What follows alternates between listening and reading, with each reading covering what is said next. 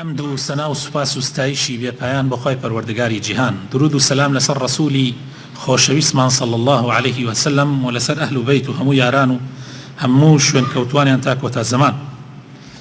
بەردەوامین لەسەر باسکردنی شەرحکردنی کتێبمان هەڵبژاردننی 222 گەوهەر و مرواری لە فەرمودەکانی هەردوو پێشەوە موسلیم و بوخاری.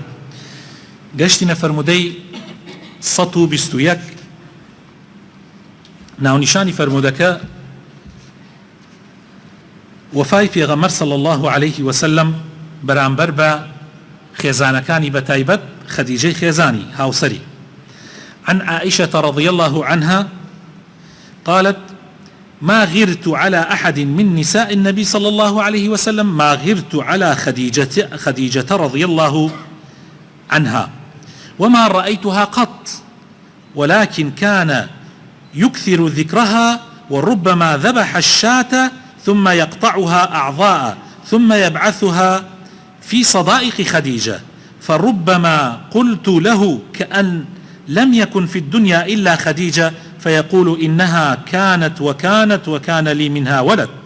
رواه البخاري جمارة 3818 وإمام مسلم جمارة 2435.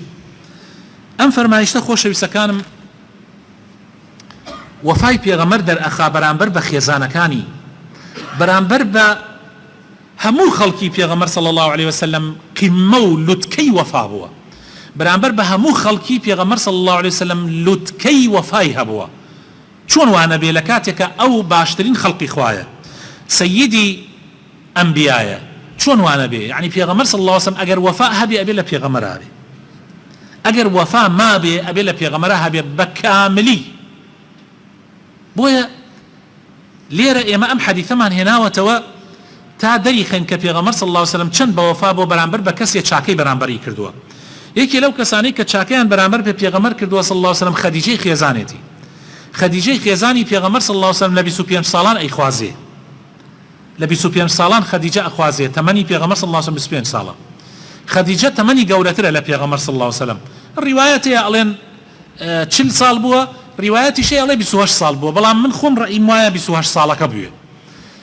لەبەرەوەی پێغەمبەر صلی الله عليه وسلم چەندین مناڵی لە خەدیجە بووە، ئەگەر خەدیجە لە 40 ساڵان پێغەمبەر خواسی بێتی ئەوەنە مناڵی نەبوو لێ. بۆیە ئەم خەدیجەیە ئافرەتێکی زۆر کامل بووە و خاوەن بنەماڵەیەکی ڕەسەن بووە و زۆریش دامەزراو بووە و چەندین کەس داوای کردووە شووی پێ نەکردووە، بەڵام پێغەمبەری خوا صلی الله عليه وسلم داوای کرد یەکسەر شووی پێ کرد و بێوەژنیش بووە. ئەم ئافرەتە خۆشەویستەکانم طبعا ئەمە ئەوە دەرەخا کە ئاعتیادیە گەنج بێوەژن بخوازێ، زۆر ئاعتیادیە، هیچ چیتیانیە تۆ یەکەم ژنت با بێوەژن بێ. ئەگەر ئەو کەسە بێوەژنێکی باش بێ بزانی بۆ ژیانی تۆ باشە ئەوە چاکە. و زۆر ئاعتیادیە ئینسان کەسێ بخوازێ لە خۆشی گەورەتر بێ هیچ چیتیان نییە، بالعکس لەوانەیە ئەو کەسە ببێتە پاڵپشت و هاوکارت لە ژیانە. یعنی ئەمانە دەرسی زۆر تایە، بەڵام من مەبەستەکەم لێرە وەفاکەیە زیاتر. ئەم ئافرەتە هەموو ماڵ و سەروەت و سامانی ئەکاتە قوربانی پێغەمبەر صلی الله عليه وسلم، ڕێبازەکەی پێغەمبەری خوا صلی الله عليه وسلم. بۆیە پێغەمبەری خوا صلی الله عليه وسلم قەت لەبیری ناچێ، قەت لەبیری ناچێ زۆر بە وەفایە بەرامبەر بە خەدیجە. لە هەموو کاتێکا باسێکە عائیشە کە کچ عازە بووە و بە گەنجێتی شووی بە پێغەمبەر کردووە صلی الله عليه وسلم، ئەڵێ من لە هیچ خێزانەکانی پێغەمبەر صلی الله عليه وسلم غیرەم ناکرد. جاژن و عام غیرەی هەیە بەرامبەر بە یەک، لە هیچ خێزانەکانی پێغەمبەر صلی الله عليه وسلم غیرەم ناکرد، بەڵام بەرامبەر بە خەدیجە غیرەم هەبوو. مع العلم خەدیجەم نەبینی بوو، یعنی من خەدیجەم نەبین و کاتێ شوم کردە پێغەمبەر صلی الله عليه وسلم خەدیجە 6 ساڵ بلەوە وەفاتی کردووە. بەڵام لەگەڵ ئەوەیە پێغەمبەر صلی الله عليه وسلم ئەمەنە باسی خەدیجەیە کرد، ئەڵێ من حەل لە خۆمەوە غیرەم بەرامبەری هەبوو، وتم ئەی پێغەمبەری خوا ئەڵێ کەس لەم دنیا نییە لە خەدیجە زیاتر. فەرمووی ئەی ماڵە تاوابی خەدیجە، خەدیجە وێنەی قەت نەبووە، قەتیش نابێ. خەدیجە ئاوا ئاوا بووە، ئاوا ئاوا بووە، یعنی خاوەنی دایکی مناڵەکانمە. بۆیە پێغەمبەری خوا صلی الله عليه وسلم هەر کاتی حیوانێکی سەر ببڕایە خێرێکی بکردایە بەشی هاوڕێکانی خەدیجەی ئەنارد بە تایبەت. دووسەیکە یعنی دوای چەند ساڵ يعني ئێمە چەندە وەفامانەیە بەرامبەر بە کەسە نزیکەکانمان ئاسەی پێغەمبەرکەن صلی الله علیه وسلم ئێمە بەرامبەر بە دایک و باوکیش لەوانەیە ئەوە وەفامان نەبێ سبحان الله دایک و باوکمان جاری وایە خێرەکەین زۆر جار ناوی ئەوانی تێ ناخەین بەڵام سیرەکەی پێغەمبەری خوا صلی الله علیه وسلم کاتێ خێر ئەکات بەشی هاوڕێکانی خەدیجە ئەنێرێ حتا تەنانەت ڕۆژێکیان یەکێ دای لە دەرگا پێغەمبەری خوا صلی الله علیه وسلم فەرمووی بەخوا لێدانە دەرگاکەی ئەڵێ لێدانی لە دەرگای خەدیجەیە دەی خوشکەکەی خەدیجە دەرچی دەی خوشکەی خەدیجە بوو يعني حەزی کرد حتا خزمەکانی خەدیجە بۆ سەردانی بێن بۆ ماڵی و بە تایبەتیش ئەچوو سەردانیانیە کرد لەبەرەوە خۆشەویستەکانم ئینسان لە ژیان وەفایە وەفا زۆر خۆشە ئینسان وەفای هەبێ ئەگەر ئینسان بێوەفا بوو یعنی شتەکان هەمووی کۆتایی پێدێ ئێمە مامۆسامان هەیە وەختی خۆی دەرسمانی داوەتەوە لە ئیبتیداییە لە متەوەستەیە لە زانکۆیە دەرسمانی داوەتەوە سیرەکەی ئەیبینین زۆر سادە تەماشایەکەین زۆر اعتیادی تەماشایەکەن والله حیفە بەخوا باوەڕ بکەن من لە ساڵی 83 لە کفری دەرچوومە ماڵما تۆتە کەلار لە 83 دوی متەوەستە بووم هاتوومەتە کەلار لە ساڵی 2004 وەکو مەلار ڕۆیشتمەوە بە کفری لە ساڵ 2004 وەکو مەلار چوومەوە بە کفری طبعا وەفاء بۆ کفری کە هەر قەرارم دابوو چووکە مەلایتیانە بۆ ئەو کاتانە مەلای وتم ئیلا من هەوڵ بدەم ئەو شارە چونکە تایە ژیاوم ئەڕۆمە بۆ ئەو شارە چوومە بۆ ئەو شارە ڕۆژێکیان ئەمە طبعا من لەو کاتە تەمەنم گەورە بوو یعنی مامۆسایەکی خۆمم بینی لە ئیبتیدایی و بیرم دێ فێری دەستنوێژی کردم لە ئیبتیدایی سەد سێ متەوەسەب سێ ئیبتیدایی بووم فێری دەستنوێژی کردوم بە تەمەن بوو ئەو کاتە یعنی باوەڕ بکەن خۆمم پێ نەگیرا یەکسەر دەستی ماچ کرد و پێم وتم مامۆستا ئاواتم ئەوەیە ئیشێکت بە من بکەوێ حەز ئەەکەم ئیشێکت بە من بکەوێ ڕۆژێ لە ڕۆژان من بتوانم ئیشێ بۆ تۆ جێبەجێ بکەم لە حەقی ئەوەی کە ڕۆژێ دەستنوێژت فێر کردو قەدەر خوا ئیشەکانی خوا عەجیبە ئەو ساڵەی کە ساڵی 2006 بوو 5 بوو 6 بوو هەر مەسئولی شارێک لە ئەوقاف هەندێک فۆرمیان پێ ئەدا بۆ حەج مەسەلەن کفری 40-50 فۆرمیان بە مندا تەوزیعی کەمە سەر خەڵکە بۆ حەج بۆ ئەی ناوی خۆیان نووسن بۆ حەج ئیتر منیش بە خەڵکم وت خەڵکینە فۆرە ماتۆکی حەزەکە بۆ حەج بێن وەری بگرن خەڵکەکە وەریانگرن لە مزگەوت و ئەوانە دوو دانەی مایەوە کەس وەری نەگرت تمش لە ماڵەوە دامنا وتم زان چۆنە بێ وەڵا ئیتر لەوە بوو یعنی ئەویش نەمێنێ یەکێ دای لە دەرگام کردەوە تەماشام کرد مامۆسایە وەفاتی کردووە ئێستا خوا عافی بکە لە 75 بەسەرەوە بوو وتی وەڵا وتیانە فۆرم بە حەج هاتووە حەزەکەم وتم خۆزگاز و تر بە هاتاییبا لە ئەوڵەکان بۆایە بەش کرد وتی خوا کەریم ئەگەر خوا کردبێتی هەر ئەبێ من ئەمەنە بەدڵەوەدان پێی یعنی تر ئومێدم هەبوو کە ناوی دەرچێ سبحان الله ئەوە یەکێک بوو 4-5 ناو دەرچوویەکی لەوانە ئەو دەرچوو وام ئەزانی ئەم دنیاە هەر هەمووی بۆتن مڵکی من کاتێک کە مامۆساکەم بەهۆی منەوە ناوی دەرچوو بۆ حەج وچوو حەجی کرد و ئەمجا گەڕایەوە خوای تەعالا دوای 2-3 ساڵ گەڕاندەوەی بۆ لای خۆی مەبەستم خۆشەویستەکانم وەفا بەرامبەر بە خەڵک زۆر ئەو کەسانی چاکیان بەرامبەرت کردووە زۆر گرنگە ئێمە ئەبێ ئەهلی وەفا بین ئەگەر وەفامان نەبێ یعنی تر هیچ شتەکانی ترمان هیچ دەرەچێت فرمودەی ژمارە 122 ڕێزگرتن لە گەورەکان و پێشخستنیان ڕێزگرتن لە پیاوی ڕیشسپی و لە گەورە و پێشخستنیان عن ابن عمر رضي الله عنهما أن النبي صلى الله عليه وسلم قال أراني في المنام أتسوك بسواك فجاءني الرجلان أحدهما أكبر من الآخر فناولت السواك الأصغر فقيل لي كبر فدفعته إلى الأكبر منهما إمام مسلم لجمارة 2271 وإمام بخاري بمعلقي لجمارة حديث جمارة 246 هناويتيوي پیغمبری خوا صلی الله علیه و سلم فرمیه خوم بینی لخو ما سواککم بدسویا دو زلام هاتن بولام یکی کان گەورە تەمەن بوو یەکیان بچووک بوو تەمەنی مناڵتر بوو ئەڵێ سیواکەکەم دا بەدەستی مناڵەکەیانەوە ئەوەیەوان تەمەنی مناڵترە ئەڵێ پیان وتم لە خەوەکەما وتیان بیدە بە گەورەکە بیدە بە گەورەکە ئەڵێ منیش لێ مەرگرتەوە دام بە گەورەکە. ئەمە پێغەمبەری خوا صلی الله عليه وسلم لەمە چیمان فێرەکە؟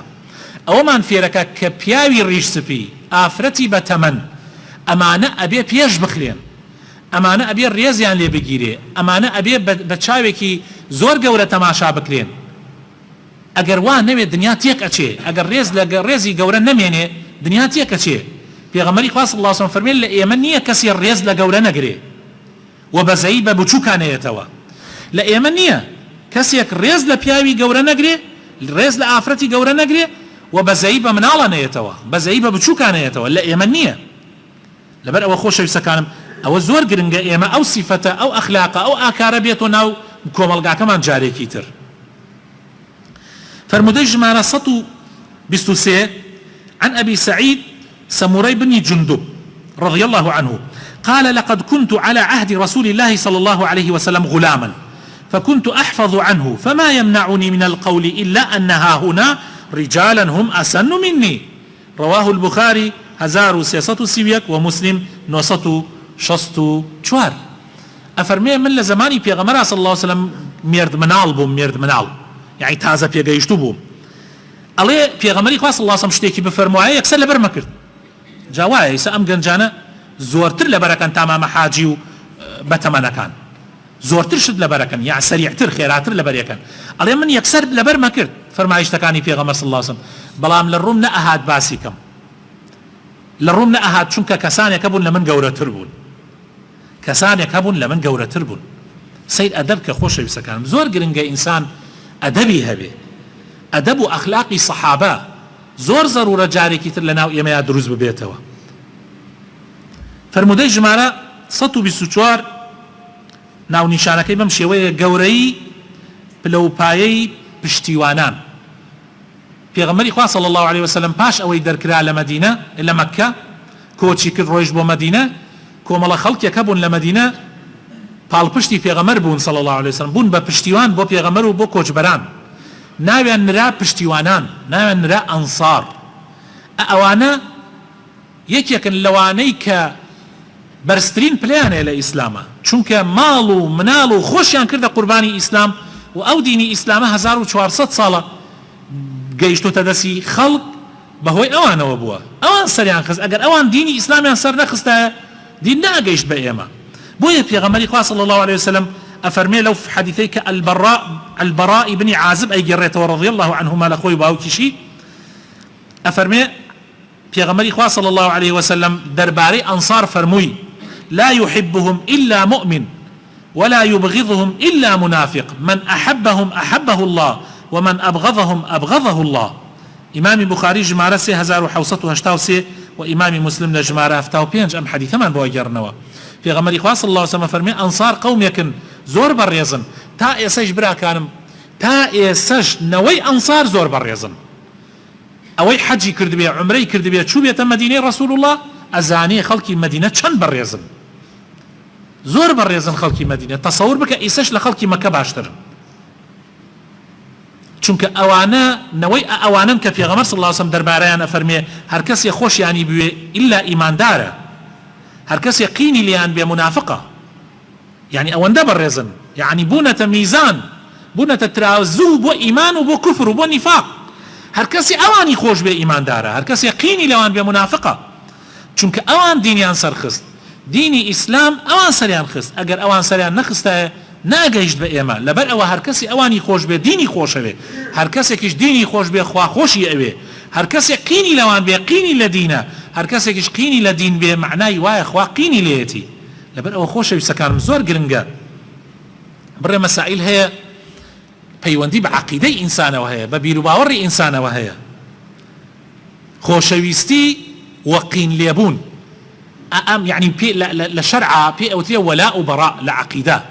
زۆر گرنگە ئێمە وەلامان هەبێ بۆ کێ، يعني ئێمە دۆسایەتی کێ بکەین. آخر ئێمە ئەم میزانە ئەم ترازووە لە عەقیدەت لێمان تێک چووە، لێمان تێک چووە براینا.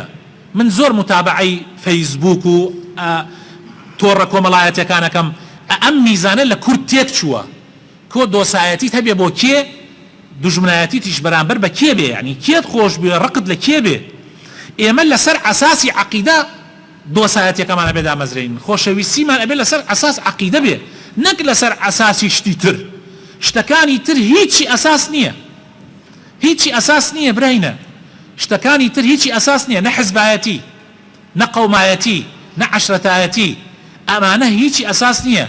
ئەوەی کە گرنگە عەقیدە و بیرروباوەڕە، ئیمان. کێ ئیماندار بێ بەڕێزە و خۆشەویستە لای تۆ، کێش ئیماندار نەبێ بە چاوێکی تر تەماشای ئەەکەی تۆ ئەبێ خوا، پێغەمبەرانی خوا و پێغەمبەری خوا صلی الله علیه وسلم بە تایبەت و ئەصحابەکانی پێغەمبەری خوا صلی الله علیه وسلم و ئەهل بەیتی پێغەمبەری خوا صلی الله علیه وسلم و ئەوانەی کەوا هەڵگری دینن لە ئیمامەکان و لە پیاوە گەورەکانی ئیسلام، ئەبێ ئەمانە لەلات زۆر خۆشەویست بن. و هەر مسلمانێک کە ئەهلی ئیمانە و ئەهلی مزگەوتە و ئەهلی تاعەتە ئەبێ لە دڵی تۆیە زۆر بەڕێز و خۆشەویست بێ. لە هەمان کاتە ئەبێ قینت لە شەیتان بێ، ئەبێ قینت لە کافر بێ، ئەبێ طبعا قینت لە کافر بێ. ئەمە بەسمان ئەوە نییە بیکوژی، چونکە کافر سێ نەوعە، کافر سێ نەوعە، لەگەڵ یەکێکیانە شەڕ دروستە، لەگەڵ دوانیانە شەڕ دروست نییە. کافرێک لە وڵاتی تۆ ئەژێت هاونشتمانیەکە بۆ خۆی ئەژێت و بە یەکەوە معاملەکەن و هەڵسوکەوتەکەن، بەس تۆ نابێ خۆشەویستی بەی بەسەر مسلمانانە. کافرێکی تر پەنادراوە لە وڵاتی خۆی دەرچوو هاتۆتە وڵاتی ئێمە پەنامان داوە، ئەژێت و هیچ زەرەرێکی بۆ مسلمانان نییە، ئەویش احتیادیە. بەس کافرێک ئێمە لەگەڵێ ئەجەنگین ئەگەر بجەنگێ لەگەڵمانە، کافرێک لەگەڵێ ئەجەنگین ئەگەر بێت وڵاتمان داگیرکە، ئەگەر بێت دژایەتی دینەکەمان بکە، ئێمەش دژایەتیەکەین. کەوابوو دژایەتی جیایە، بەڵام خۆشەویستیش جیایە. من تۆم خۆشەوێ و بەڵام کافرێکم خۆش ناوێ، مەرج نییە کافرەکە کە خۆشم ناوێ شەڕی لەگەڵا بکەم، نا. لەبەر ئەوە ئەم میزانە زۆر گرنگە. ئێمە جاری وهەیە براینە لەسەر حەسابی لەسەر ئەساسی بڕێشتی تر شتەکانماندا ئەمەزرێنین، ئەو شتانەی کە ئێمە لەسەر ئەساسی خۆشەویستیماندا ئەمەزرێنین لە ئاخیرا پەشیمانە بینەوە، هەر لە دنیا پەشیمانە بینەوە، ئەوە جگە لە ئاخیرەت، هەر لە دنیا پەشیمانە بینەوە جگە لە ئاخیرەت. من یەک نمونە دێنمەوە، مەسەلەی کوردایەتی. مەسەلەی کوردایەتی، تۆ ئەگەر لەسەر ئەساسی کوردایەتی خۆشەویستی دامەزرێنی، خۆ سەدەها کوردێ ئێستا ماڵ و سەروەت و سامانی ئێمە داگیرەکەوەی خوا. کابرایەکی ئینگلیز نەماڵی منی تۆی داگیر کردو نەهیچ کابرایەکە ڕەدشتم. لەبەر ئەوەی ئەمە کووردە ئەبێ من خۆشم بوێ، لەبەر ئەوە کووردە، با ماڵیشم داگیرکە، با تعداشم لێ بکە، با زوڵمیشم لێ بکە، یانی ئەمە چییە کووردە؟ کابرای ئینگلیز کە کابرایەکی ترە نییە، بەڵام تعدای لە من نەکردووە، ماڵیش داگیر نەکردوم، هیچ زەرەرێکی لە من نییە، قینم لێ بێ لەبەرەوە ئینگلیزە. ئەمە خەلەلە، ئەمە خەلەلە. ئەوەی کەوا ئەکات تۆ خەڵکت خۆش بێ ئەبێت چاکەی کابرا بێ، ئەبێ کەسێکی چاکە تۆ خۆشتەوێ. کەسێکی خراپە خوام کردیە باوکمە، خوام کردیە برامە، نەک کورد برامە، برامیش بێ قینم لێتی، ئامۆزایشم بێ قینم لێتی. من چی لەگەڵ کووردا بکەم لە کاتێکە کە خراپ بێ؟ پێم خۆشە هەموو کوردێک چاک بێ، هەر کوردێک چاک بێ ئەیخەمە سەرسەرم، بەڵام ئەگەر خراپ بێ بیخەلا و هیچ خۆتی پێوە مەشغوڵ مەکە. و هەڵگشتانی شوان ئەگەر ئەو کەسەش بێژێتیش منی شوان نیم هەر وایە، دەین بێ ئەو کەسەی کە ئێستا ئەڵێ من کورد لەناو زۆر مهمەوە کوردایەتیەکەم، باش بێ من کوردم، باوکو دایکیشم کووردە، تعداد لێکەم و زوڵمت لێکەم، قینت لێمە یا قینت لێم نییە؟ بەخوا قینت لێمە. دزیەکەم سیارەکەتە دزم، قینت لێمە یا قینت لێم نییە؟ وەڵڵا قینت لێمە. ماڵەکە داگیرەکەم، قینت لێمە یا قینت لێم نییە؟ قینت لێمە. کەوابوو ڕاست نەکرد کەوتت من کوردایەتیەکەمە سەر. بەڵام چاکەکاری تۆ کەسێکی چاک بێنە ڕەشپێسێکی ئەفریقی، ها لە مالی لە نایجیریا لە هەر وڵاتێک بێ، پیاوێکی چاک بێ و ڕێک و پێک بێ و ئیماندار بێ و ئەخلاق جوان بێ و تعدا لە کەس نەکاو، خۆشتە یا خۆشت ناوێ؟ وەڵڵاهی بتەوێ نەتوێ خۆشتەوێ، بەدەستی خۆت نییە. کەوابوو میزانەکە میزان خوایە. خۆشەویستەکانم، ئین ئەکرەمەکم عند الله چی؟ ئەهلی تەقوا ئەتقاکم، ئین ئەکرەمەکم عند الله ئەتقاکم.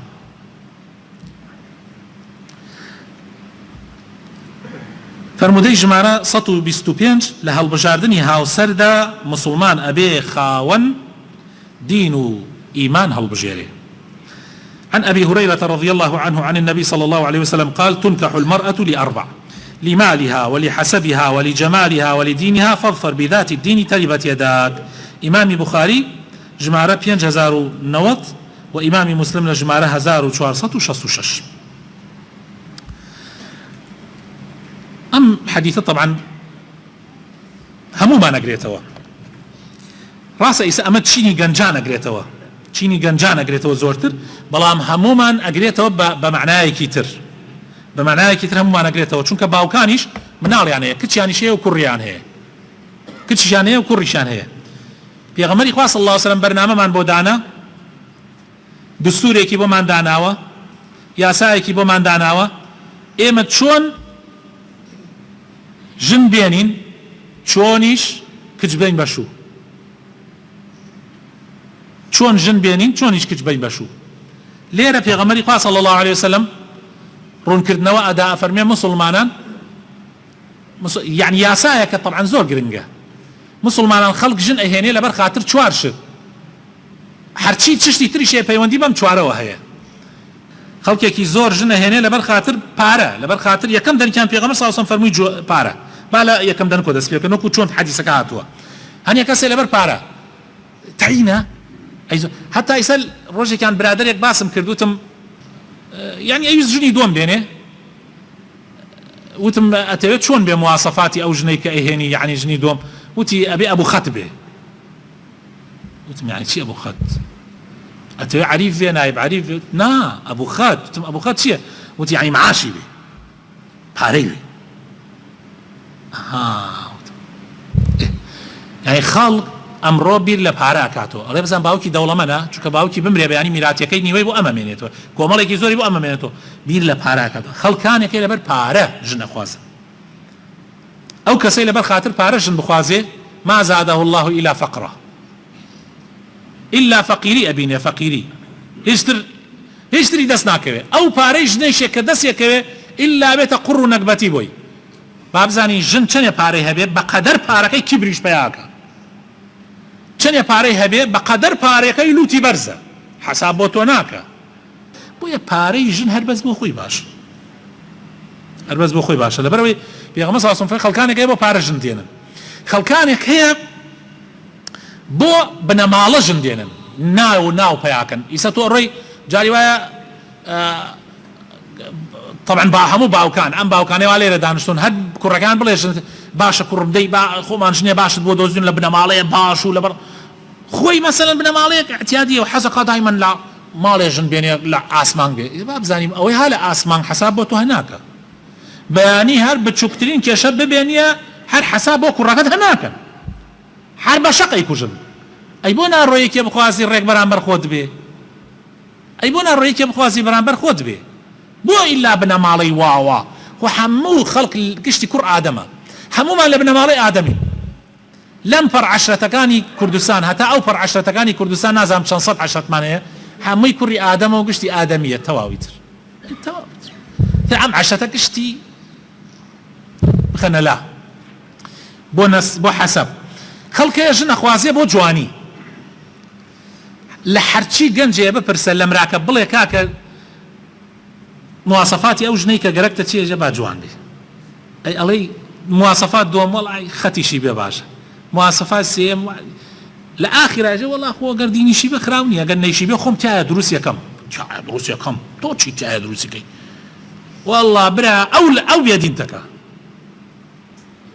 خەڵک ئەمڕۆ یعنی نەفسی لە قەدەر خۆی نییە، لە قەدەر خۆی نییە. زۆر بەمان لەو مۆزوعە بۆیە من نەس پێغەمبەری خوا صلی الله علیه و سلم فەرمێ چوارەم شتیش کە خەڵک ژن ئەهێنێ لەبەر دینەکەی، ئەفەرمێ ئەی ئیماندار تۆ دین هەڵبژێرە، شتەکانی تر هەموو بخەلا خوای گەورە ئەوەکانی تر بۆ تەعویز دەکاتەوە. دین هەڵبژێرە، هەموو کەسێ جوانی تایە، هەرچی کچ هەیە بەش بە حاڵی خۆی جوانی تایە، هیچ بێتاقەت مەبە لە جوانیەکەی إلا جوانی لە ئەخلاقایە، ئەخلاقی و دینی جوان بێ، خۆی جوانی بۆ دروستە بێ. والله ئافرەت نییە جوانی تیانە بێ. من تەجروبەم هەیە 51 ساڵ تەمەنمە، بە ماوەی ئەم 51 ساڵە بۆم دەرکەوتووە ئافرەت نییە بەش بە حاڵی خۆی مێردەکەی لێ ڕازی نەبێ و جوانیەکی تیانە بێ بەشی مێردەکەی. هیچ بیر لەوە مەکەڕە بێژی بەخار با دینی هەیە بەس بەخوا جوانی نیە، جوانی خۆی بۆی دروستێ بەس مدەیەک لەگەڵا معاملە بکە زۆر جوانە بێتەوە. لولا شەوە ئێمە چیمان هەیە؟ پێغەمبەری خوا صلی الله علیه وسلم فەرمێ باس ئێمە ئەکا، باس ئێمەی باوک و ئێمەی براگەورە ئەمانە ئەفەرمێ ئەگەر کەسێکی خاوەندین و خاوەن ئەخلاق هاتە داوای کچەکانتان ئەفەرمێ مەیگرنەوە إذا جاءكم من ترضون دينه وخلقه فزوجوه إلا تفعلوا تكن فتنة في الأرض وفساد كبير لشيونك أفرمي رواياتك فساد عريض أفرمي أجر كسيكي خاون دين وخاون أخلاق هات داواي كشكانتان أفرمي أجر نيدنيت دواي فسادێکی گەورە لەسەر زەویا دروست ئەبێ فتنەیەکی گەورە دروست ئەبێ ئامان برا ئازیزەکانم خوشکە بە ڕێزەکانم کچەکانتان دەنەشوو کوڕەکانتان ژنیان بۆ بێنن زۆریش چت لە یەکمە دەرەوە ڕجام وایە تکام وایە مەیەڵن مناڵەکانتان تووشی غەڵەت بێن دنیای غەڵەت دەستی پێ کردووە لە کوردستانە دنیای غەڵەت دەستی پێ کردووە بۆیە بە ڕێزەکانم بیکە نەخاتر ئەو خوایی کە خەڵق بانی کردووە وەسیەتەکانی پێغەمبەر پشتگوێ مەخەن عەشایەرانە بیر مەکەنەوە پێغەمبەرانە بیرکەنەوە موسڵمانانە بیرکەنەوە عیب نییە ئینسان بڕێشتی شەرعی هەیە هیچ عیبیتیان نییە من قەناعەتم وایە ئەگەر تۆ کوڕێک زانیت مەسەلەن کچەکەت حەزی لە کوڕێکە زۆر اعتیادیە زۆر اعتیادیە وەک ئیمام عومەر بکە ئەزانن ئیمامی عومەر چی کرد؟ ئەزانن ئیمامی عومەر چی کرد؟ ئیمامی عومەر حەفسەی کچی بێوەژن کەوت حەفسەی کچی بێوەژن کەوت مێردەکەی مرد ئیمامی عومەر ڕۆیشت بۆ لای ڕەسوول الله صلی الله عليه وسلم بەس پێش ئەوەی بچێتە لای ڕەسوول الله چۆ لای ئیمامی عوسمان وتی عوسمان حەفسەی کچم بێوەژن کەوتووە حەز ناکەم بمێنێتەوە ئەگەر ئەتەوێ مارەیەکەم لێت ئیمامی عوسمان وتی خواد لێ ڕازی بێ بەو خوایە من ئیسە کاتی ژنی ترم نییە یعنی خێزانەکەی کچی پێغەمبەر بوو صلی الله عليه وسلم وفاتی کردبوو وتی ئیسە ناتوانم لەم کاتە ژن بێنم یعنی یەکسەر ژن بێنم کچی پێغەمبەر ژنم بۆ وفاتی کردو ناتوانم زۆر داوای لێبردنەکەم وتی چوومە لای ئەبوو بەکر وتم ئەبوو بەکر حەفسەی کچم وفاتی کردو ئین مێردەکەی وفاتی کردو خۆت ئەزانی ئیسە حەز ناکەم بمێنێتەوە پێم خۆشە مارەی ببڕم لە تۆ وتی خوا کەریمە بزان چۆنە بێ وتی تر وڵامی نەداوە وتی لە دڵۆ وتی لە عوسمانیش بێتاقەت بووم بەس تۆزێک چونکە ئەوە سەراحەت وتی من نامەوێت بەس وتی لە ئەبوو بەکر ئەوە نەم هەڵگرتە وتی وەڵا ڕۆژێکیان سەیرم کرد پێغەمبەری خوا صلی الله علیه وسلم لەگەڵ ئەبوو بەکر هاتن بۆ ماڵمان وتی هاتن بۆ ماڵمان ئەبوو بەکر هوێجی کرد کەوا حەفسەت بۆ پێغەمبەر بێ صلی الله علیه وسلم ئەڵێ هەروە عەجایبمە دوایەوە ئەبوو بەکر لە دەرەوە کە پێغەمبەری خوا صلی الله علیه وسلم دەرچوو وتی عومەر ئەوە لەبەر ئەوە جوابتم نەداوە پێغەمبەر باسی کردبوو نە ئەکرا من بڵێم پێغەمبەر باسی کردووە سڕی پێغەمبەرم کەشفە کرد و نەش ئەکرا ئینکەم بۆیە بێدەنگیم هەڵبژارد لە مەوزوعەکە ئەگەر پێغەمبەری خوا باسی نەکردایە و ئیسەش پاشەکشێ بکە یەکسەر من تێمەداوە کچی تۆ ناگەڕێتەوە لەبەرەوە خۆش شەویستەکانم هیچ عیبێکی تیان نییە ئینسان ئەگەر کەسێکی باش ببینێت بزانێ مستحقا بزانێ کچەکەشی پێی خۆشە زۆر احتیاطی بێت لە بۆ ئێمە بۆ داوای کوڕەکانمان 25 جارە چینە ئەدەن لە دەرگای ماڵ خەڵک ئەڕۆین جوابمانەکەن ڕئیس عەشەت نەما پیاو معقول نەما گشتیمان برد هەر شەرم ناکەین ئەی بۆ کچەکانمان هەر فەقیرە بەس باسی بکە بوختیانێکی وەڵە بەسی هەر خۆت بوختیانی وەڵە بەسی داواکارم خوای تعالی بە خاتر ناوجوانەکانی خۆی ڕەحمان پێ بکە هیدایەتمان بدە یا ڕەبی خوای ئیسلاحمان بکەی یا ڕەبی دامەزراومان بکەی لەسەر دیندارەتی لەسەر ئیسلامەتی ئامین ئامین